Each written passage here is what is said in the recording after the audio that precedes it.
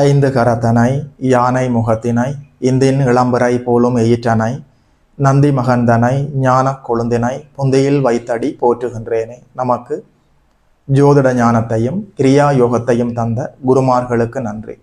ஜோதிட சொந்தங்களுக்கு வணக்கம்.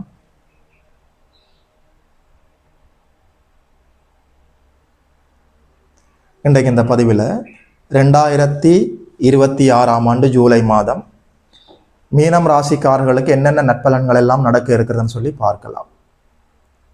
ராசிநாதன் உச்சமடைந்து ராசியை பார்த்து கொண்டு இருக்கிற போது இந்த மாதம் ஆரம்பிக்கிறது.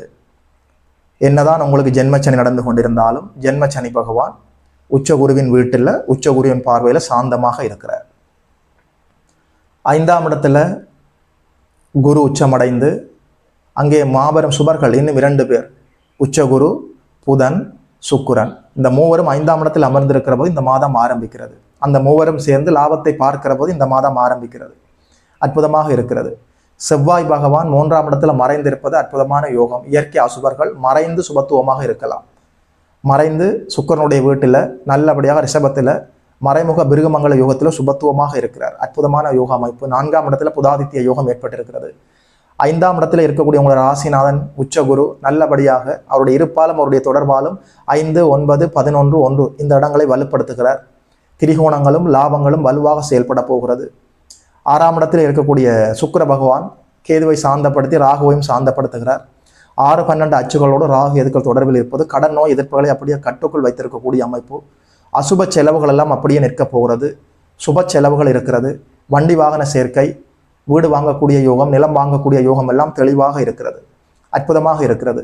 அன்பே வடிவானவர்கள் மீனராசிக்காரர்கள், கொடுத்து உதவி செய்யக்கூடியவர்கள் மீனராசிக்காரர்கள், பெரியவர்களை மதித்து நடத்தக்கூடியவர்கள் மீனராசிக்காரர்கள், நல்லபடியாக சொந்தமாக உழைத்து வாழ்க்கையிலே முன்னுக்கு வரக்கூடியவர்கள் மீனராசிக்காரர்கள். உங்களுடைய நட்பண்புகளுக்கெல்லாம் மகுடம் சூட்டுவது போல ஜென்மச்சனியே சாந்தமாக இருக்கிறார். ஒரு மனிதனுக்கு ஒரு மனிதனுடைய பிறந்த யாதகத்தில் அஷ்டமச்சனி, கண்டச்சனி, பாதச்சனி, விரயச்சனி, அர்த்தாஷ்டமச்சனி, ஏழரச்சனி அமைப்புகளில் இந்த அஷ்டமச்சனியும் ஜென்மச்சனியும் தாங்க கடுமையான கெடு பலன்களை தரக்கூடியது. எல்லோருக்கும் அல்ல. ஒரு மனிதனுடைய பிறந்த யாதகத்தில் சந்திர பகவான் தேய்பிரையாகி அமாவாசையை நெருங்கி அல்லது அமாவாசை சந்திரனாக இருந்து அவயோக தசாபுத்திகளில் நீங்கள் மாட்டிக்கொண்டு ஜென்மச்சனி அஷ்டமச்சனி காலங்களில் கடுமையான அவஸ்தைகளை சந்திக்க வேண்டி வரும். ஒரு மனிதனுடைய பிறந்த யாதகத்தில் சந்திர பகவான் நல்ல ஒளியை நோக்கி நகர்ந்து கொண்டு பௌர்ணமிக்கு நெருக்கமாக இருந்து அல்லது பௌர்ணமி சந்திரனாக இருந்து உங்களுடைய யாதகம் நல்ல யோக யாதகமாக இருந்து உங்களுக்கு நல்ல யோக தசாபத்தி நடந்து கொண்டிருந்தால் ஜென்மச்சனி, கண்டச்சனி, பாதச்சனி, விரயச்சனி, அர்த்தாஷ்டமச்சனி எந்த சனி வந்தாலும் தெரியாதுங்க. எதுவுமே எந்த தீங்கும் செய்யாது. எல்லாமே பலன்கள் என்பது எப்போதுமே பிறந்த யாதகத்தை அனுசரித்துத்தான் இருக்கும். இந்த பூமிக்கு நீங்கள் பிறந்து வருகிற போது என்ன கொடுப்பனவோடு வந்திருக்கிறீர்கள், லக்னம் எப்படி இருக்கிறது, லக்னாதிபதி எப்படி இருக்கிறார், இப்போது என்ன தசாபுத்தி அந்தரம் நடந்து கொண்டிருக்கிறது, உங்களுடைய பிறந்த யாதகத்துல சந்திரன் எப்படி இருக்கிறார், தேய்பிரையாகி இருக்கிறாரா, வளர்பிறையாகி இருக்கிறாரா, பௌர்ணமிக்கு நெருக்கமாக இருக்கிறாரா, அமாவாசை சந்திரனா இருக்கிறாரா, பௌர்ணமி சந்திரனா இருக்கிறாரா, உங்களுடைய பிறந்த யாதகத்துல வலுவான ஆதிபத்தியங்கள் 1, 5, 9 திரிகோணங்கள் எல்லாம் எப்படி இருக்கிறது, திரிகோணாதிபதிகள் உங்களுக்கு தசை நடத்த போகிறார்களா, இவை அனைத்தையும் கோச்சாரத்தோடு இணைத்துத்தான் பலன்களை பார்க்க வேண்டும். கோச்சாரத்தின் அடிப்படையில உங்களுக்கு என்னதான் இப்போது ஜென்மச்சனி நடந்து கொண்டிருந்தாலும் அப்படி ஒன்றும் பெரிய தீய பலன்களாக இல்லை. ரேவதி நட்சத்திரத்தில் நீங்கள் பிறந்து உங்களுடைய பிறந்த யாதகத்தில் சந்திரன் பலவீனமாக இருந்து இப்போது உங்களுக்கு அவயோக தசாபுத்திகள் நடந்து கொண்டிருந்தால் நீங்கள் சற்று உஷாராக இருக்க வேண்டும். உண்மையில இந்த கோச்சார அமைப்பில் சிம்ம ராசிக்காரர்களும் மீன ராசிக்காரர்களும் சற்று உஷாராக இருக்க வேண்டும். சிம்மத்தில் பூர நட்சத்திரக்காரர்களும் மீனத்தில் ரேவதி நட்சத்திரக்காரர்களும் உஷாராக இருக்க வேண்டும். அங்கே அஷ்டமத்து சனி, இங்கே ஜென்மச்சனி. அது கூட உங்களுடைய பிறந்த ஜாதகம் பலவீனமாக இருந்தால் மட்டும்தான் செயல்படும். Please clearly understand. கோச்சாரத்தில் தீய பலன்களாக இல்லை. ஜென்மச்சனி பகவான் உச்சகுருவின் பார்வையில் சாந்தமாக இருக்கிறார். சிம்மராசிக்காரர்களுக்கு அட்டமத்து சனி பகவான் உச்சகுருவின் பார்வையில் சாந்தமாக இருக்கிறார். பிறந்த ஜாதகம் பலவீனமாக இருக்கிற போது கோச்சாரத்தில் வருகிற அசௌகரியங்கள் உங்களுக்கு தீங்கை தந்துவிடும். பிறந்த ஜாதகம் வலுவாக இருக்கிற போது அப்படி ஒன்றும் பெரிய தீங்குகள் இருக்காது. ஒருவேளை ஐயா அப்படி பலவீனமாக பிறந்து விட்டோம், பிறந்த ஜாதகம் பலவீனமாக தான் இருக்கிறது, அதுக்கு மீட்சியே இல்லையா, விடிவு காலமே இல்லையா என்றால் அப்படி அல்ல. நேரம் தவறாமை, நேர்மை தவறாமை, இன்ன நேரம் இன்ன வேலை, எடுத்த பொருள் எடுத்த இடத்துல, அன்னதானம் கொடுப்பது, சூரிய நமஸ்காரம் செய்வது, எல்லா நட்பண்புகளோடும் வாழ்வது, கால் முறிய வேண்டும் என்றிருந்தால் முறியாது, ஒரு முள்ளு குத்தும், முள்ளென்றாலும் குத்தும். தீமையினுடைய தீவிரத்தை அப்படியே குறைத்து விடலாம். எல்லாம் உங்கள் கைகளில் தான் இருக்கிறது. நீங்கள் நினைத்தால் சோகமாக இருக்கலாம், நீங்கள் நினைத்தால் கோபமாக இருக்கலாம், நீங்கள் நினைச்சா ஆனந்தமா இருக்கலாம், நீங்க நினைச்சா நோயோட இருக்கலாம், நீங்கள் நினைத்தால் நோய் இல்லாமல் உற்சாகமாக இருக்கலாம். எல்லாமே உங்களுக்கு நீங்கள் வடிவமைத்தது. Please clearly understand. சரியாக புரிந்து கொள்ளுங்கள். சோகமோ கவலையோ ஆனந்தமோ உற்சாகமோ வருமானமோ வறுமையோ உங்களுக்கு நீங்கள் உருவாக்கியது என்பதை உணர்ந்தால்தான் வாழ்க்கையில் வளர்ச்சி என்பதே நடக்கும். இதுதான் விழிப்புணர்வு. முழுமையான சுதந்திரம் மனிதனுக்கு இருக்கிறது. நீங்கள் எப்படியும் வாழ முடியும். யோகா தியானம் உடற்பயிற்சி செய்து ஆரோக்கியமாக வாழ முடியும். எதையுமே செய்யாமல் நோயோடு வாழ முடியும். கடினமாக உழைத்து பணக்காரர் ஆக முடியும்.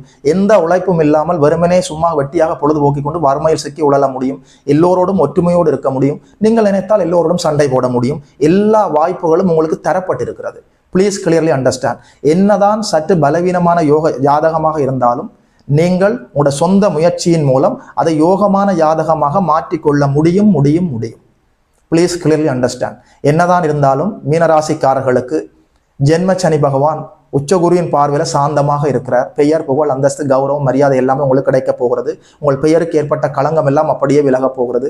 செவ்வாய் பகவான் நல்லபடியாக சுபத்துவமாக இருக்கிறார். சகோதர ஒற்றுமை ஏற்பட போகிறது. மாணவ கண்மணிகள் நல்லபடியாக கல்வியில முன்னேற்றமாக போகலாம்.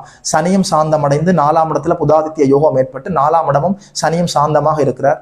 நல்லபடியாக வித்யாகாரகன் புதன் வலுவாக இருக்கிறார். சரஸ்வதி யோகத்தை தரக்கூடிய உச்சகுரு ராசியை பார்க்கிறார். மறதி இல்லாம சோம்பல் இல்லாம உற்சாகமாக எழுந்து படிக்க போகிறீர்கள். 6ஆம் இடத்துல கேது அமர்ந்திருக்கிறார். கடன் நோய் எதிர்ப்புகள் இருந்தாலும் உங்கள் கட்டுக்குள் இருக்கக்கூடிய அமைப்பு. தேவைப்பட்டால் சுப கடன்களையும் வாங்கிக் கொள்ள முடியும். இந்த மாதம் முழுக்க வண்டி வாகன யோகம் இருக்கிறது. வீடு வாங்கக்கூடிய யோகம் இருக்கிறது. நிலம் வாங்கக்கூடிய யோகம் இருக்கிறது. பாக்யஸ்தானம் உச்சகுருவின் பார்வையில் இருக்கிறது. பூர்வ புண்ணியத்துல உச்சகுரு இருக்கிறார். ராசிநாதன் உச்சமடைந்து உச்சகுரு ராசியை பார்க்கிறார். தொட்டது துலங்கும் நினைத்தது நடக்கும். இறை அருள் கைகூடி வந்திருக்கிறது.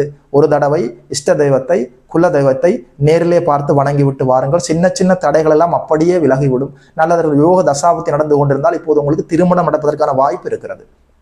சரியாக புரிந்து கொள்ளுங்கள். 7ஆம் இடத்துக்கு சனியின் பார்வை இருக்கிறது. இதுவரைக்கும் அவர் கெடுக்கக்கூடிய சனியாக இருந்தார். இப்போது அப்படி அல்ல. உச்சகுருவின் பார்வையில சாந்தமாக இருக்கிறார். சனியின் பார்வை இனி 7ஆம் இடத்துக்கு தீய பார்வையாக இல்லை. திருமண தடைகள் எல்லாம் அப்படியே விலைக்கு ரூட் கிளியரா இருக்கு.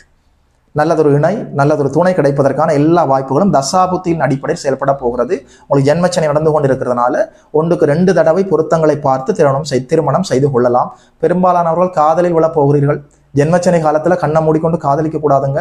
3ஆம் இடம் சற்று வலிமையாக செயல்பட போகிறது. காதல் தோன்ற போகிறது. அபயோக தசாபுத்தி நடந்து கொண்டிருந்தால் காதல் என்ற பெயர்ல துரோகங்களை சந்தித்து விடுவீர்கள். அதனால அகலக்கால் வைக்காமல் வெளுத்ததெல்லாம் பால் என்று நம்பாமல் கோபத்தில் அவசரத்துல பிடிவாதத்துல எந்த தீய முடிவுகளும் எடுக்காமல் சமநிலையாக தெளிவாக இருந்து விட்டால், சாந்தமாக இருந்து விட்டால், உற்சாகமாக இருந்து விட்டால், பொறுமையாக நிதானமாக விழிப்போடும் விழிப்புணர்வோடு நீங்கள் இருந்து விட்டால் இந்த மாதம் உங்களுடைய மாதம். ஜென்மச்சனி பகவான் சாந்தமாகத்தான் இருக்கிறார். அப்படி ஒன்றும் கைமறி போகாமல் நீங்கள் நினைத்தால் நற்பலன்களை அறுவடை செய்து கொள்ளக்கூடிய அற்புதமான யோக மாதமாக இருக்கிற இந்த வாய்ப்புகளை சரியாக பயன்படுத்தி கொள்ள வேண்டும். இந்த மாதம் முழுக்க சூரிய பகவான், செவ்வாய் பகவான், குரு பகவான், புதன் பகவான், சனி பகவான் பெரும்பாலான கிரகங்கள் யோகமாக செயல்படுகிறார்கள். அரசாங்கத்தில் உயர் பதவியில் இருப்பவர்கள், பட்டம் பதவியில் இருப்பவர்கள், அரசியல்வாதிகள், அரசாங்கத்தில் அதாவது அதிகாரத்தில் உயர் பதவியில் இருப்பவர்கள், அரசியல் கட்சி தலைவர்கள், ஒரு நாட்டினுடைய தலைவர்கள், இவர்களுக்கெல்லாம் கூடுதல் நன்மைகளும் லாபங்களும் இயல்பாக காத்திருக்கிறது. இந்த பாடசாலை ஆசிரியர்கள், கல்லூரி முதல்வர்கள், பல்கலைக்கழக விரிவுரையாளர்கள், கோயில் அர்ச்சகர்கள், கோயில் தர்மகர்த்தாக்கள், கோயிலை சுற்றி கடை வைத்திருக்கக்கூடியவர்கள், இவர்களுக்கெல்லாம் கூடுதல் நன்மைகளும் லாபங்களும் இயல்பாக காத்திருக்கிறது. மின்சாரத்துறை, தீயணைப்புத்துறை, மருத்துவத்துறை, விளையாட்டுத்துறை, சுற்றுலாத்துறை, பொதுப்பணித்துறை, விவசாயத்துறையில் இருப்பவர்களுக்கு அதிக நன்மைகளும் லாபங்களும் இயல்பாக காத்திருக்கிறது. மாதம் முழுக்க புதாதித்ய யோகத்தில் புதன் பகவான் வலுவாக செயல்படுகிறார். மாதத்தினுடைய நடுப்பகுதிக்கு பிறகு குருவோடு சேர்ந்து சூரிய பகவான் சிவராஜ யோகத்தில் இருக்கிறார். அற்புதமான யோக அமைப்பு. மின்சார வாரியத்தில் பணி செய்யக்கூடியவர்கள், மின்சார உதிரி பாகங்கள் விற்பனை செய்யக்கூடியவர்கள், அதே நேரத்தில் இந்த தீப்பெட்டி தொழிற்சாலை, மெழுகுவர்த்தி தொழிற்சாலை, பட்டாசு தொழிற்சாலை வைத்திருக்கக்கூடியவர்கள், எலக்ட்ரிக்கல் இன்ஜினியரிங் அடிப்படையில் நீங்கள் செயல்பட்டு கொண்டிருந்தால் கூடுதல் நன்மைகளும் லாபங்களும் உங்களுக்காக காத்திருக்கிறது. மருத்துவமனை ஊழியர்கள், மருத்துவர்கள், செவிலியர்கள், மெடிக்கல் ஷாப் வைத்திருப்பவர்கள், டிபார்ட்மெண்ட் ஷோரூம் வைத்திருப்பவர்கள், பலசரக்கு கடை வைத்திருப்பவர்கள், அவர்களுக்கெல்லாம் டீ கடை நடத்துபவர்கள், பேக்கரி நடத்துபவர்கள், கல் அறிந்து விற்பனை செய்யக்கூடியவர்கள், யூனிஃபார்ம் சர்வீஸில் இருப்பவர்கள், இவர்களுக்கெல்லாம் கூடுதல் நன்மைகளும் லாபங்களும் இயல்பாக காத்திருக்கிறது. Auditing, accounting, teaching, banking, marketing, புதனுடைய துறையில் நீங்கள் செயல்பட்டு கொண்டிருந்தால் இணையதளம், யூடியூப், ஃபேஸ்புக் இது போன்ற அடிப்படைகளில், பத்திரிகை துறையில், மீடியா துறையில், ஐடி துறையில் நீங்கள் பணியாற்றி கொண்டிருந்தால் கூடுதல் நன்மைகளும் லாபங்களும் உங்களுக்காக காத்திருக்கிறது. பேசி பிழைப்பவர்கள், பண முதலீடு இல்லாமல் செய்யக்கூடிய சிறு குறு வியாபாரங்கள் எல்லாம் அற்புதமாக செயல்பட போகிறது, அற்புதமாக இருக்கிறது. வியாபாரி அல்லவா புதன் பகவான், இடைத்தரகர்களுக்கு எல்லா நன்மைகளும் லாபங்களும் இயல்பாக காத்திருக்கிறது. பெட்ரோல் மண்ணெண்ணெய் டீசல் விற்பனை செய்பவர்கள், மதுபான கடை வைத்திருப்பவர்கள், அங்கே வியாபாரம் செய்யக்கூடியவர்கள், பெட்ரோல் பங்க் வைத்திருப்பவர்கள், அங்கே வேலை செய்யக்கூடியவர்கள், இரும்பு கடை வைத்திருப்பவர்கள், காய்லாங்கடை வைத்திருப்பவர்கள், மெக்கானிக் செட் வைத்திருப்பவர்கள், கிளீனிங் பொருட்கள் விற்பனை செய்யக்கூடியவர்கள், இவர்களுக்கெல்லாம் மரத்தளபாடங்கள் விற்பனை செய்யக்கூடியவர்கள், கல் மண் ஏற்றி இறக்குபவர்கள், அரசாங்கத்தில் கான்ட்ராக்ட் எடுத்து வீதி பணி செய்யக்கூடியவர்கள், துப்புரவு பணியாளர்கள், கடைநிலை ஊழியர்கள், இவர்களுக்கெல்லாம் கூடுதல் நன்மைகளும் லாபங்களும் இயல்பாக காத்திருக்கிறது. ஜென்மச்சனி பகவான் சாந்தமடைந்து விட்டார். ராசிநாதன் உச்சமடைந்த ராசியை பார்க்கிறார். செவ்வாய் பகவான் நல்லபடி உங்களுடைய ராஜ யோகாதிபதி 2 9 நல்ல சுபத்துவமாக செயல்பட்டு கொண்டிருக்கிறார். சுகஸ்தானம் வலிமையாக இருக்கிறது. 1 5 9 திரிகோணங்கள் அற்புதமாக சுபத்துவமாக செயல்படுகிறது. 6ஆம் இடத்துல கேது அமர்ந்து கடன் நோய் எதிர்ப்புகளை கட்டுக்குள் வைத்திருக்கிறார். அப்படி ஒன்றும் கைமறி போகாமல் எல்லாம் உங்கள் கட்டுப்பாட்டுக்குள் இருக்கக்கூடிய, குலதெய்வ ஆசீர்வாதம் இருக்கக்கூடிய, இறைவனுடைய கருணை இருக்கக்கூடிய, அதிர்ஷ்ட வாய்ப்புகள் தேடி வரக்கூடிய, சுப கடன்கள் கிடைக்கக்கூடிய, வண்டி வாகன யோகம் இருக்கக்கூடிய அற்புதமான யோக மாதமாக இருக்கிற இந்த வாய்ப்புகளை சரியாக பயன்படுத்திக் கொண்டு நீங்கள் வாழ்வில் வளர வேண்டும், மலர வேண்டும் என்று வாழ்த்துகிறேன். வாழ்த்துக்கள். 2026ஆம் ஆண்டு ஜூலை மாதம் மீனம் ராசிக்காரர்களுக்கு இந்த பலன்களை எல்லாம் சொன்னதில் ஒரு ஜோதிடனாக எனக்குமே மட்டற்ற மகிழ்ச்சி. யோகிமதன் அஸ்ட்ரோ சென்டர் யூடியூப் சேனலை சப்ஸ்கிரைப் செய்திருக்கின்ற அனைத்து தோழர்களுக்கும் தோழிகளுக்கும் என் மனப்பூர்வமான நன்றிகள். பார்த்தவர்கள் உங்களுடைய நண்பர்களோடும் உறவினர்களோடும் பகிர்ந்து கொள்ளுங்கள். இதுபோல இன்னொரு அற்புதமான வீடியோவில் சந்திக்கிறோம். நமஸ்காரம்.